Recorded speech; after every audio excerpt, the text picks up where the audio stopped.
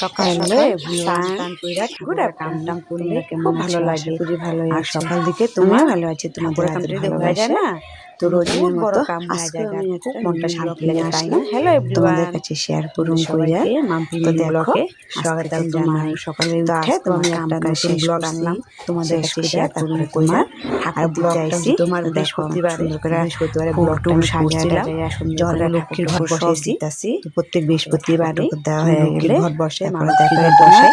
বৃহস্পতিবার আজকে শেয়ার করছি, বৃহস্পতিবার আমার ঘর বসানি হয়ে গেছে, শেয়ার করলাম। ঘরে সব ঘর বসানি শেষ করে স্নান টান করে আইছি, আর তোমার ঘরে সব তারপরে তোমার যেমন তুলসী গাছতলায় জল দিতে, লক্ষ্মীর ঘর বসে তুলসী গাছতলায় জল ফুল দিয়া ঠাকুর দেওয়া ঠাকুর মন্ত্র করে তোমার আইছি তুলসী গাছতলায় জল জল কারণ আমি ধূপ দোনা আমি ঠাকুর পূজা প্রত্যেক বৃহস্পতিবারে জল ফুল দিই বসাই, খুব ভালো লাগে। বৃহস্পতিবার ভিডিওটা তুলসী গাছতলায় আসলাম, তুলসী মন্ত্র করে জল ফুল শেয়ার করতেছি, দেখাইতেছি।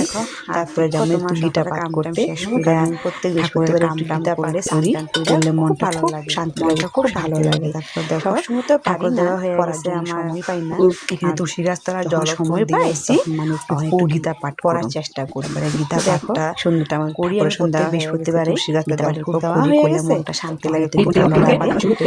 কথা বলা যেমন রান্না করে রান্না পারি না, কিন্তু বড় রান্না করি।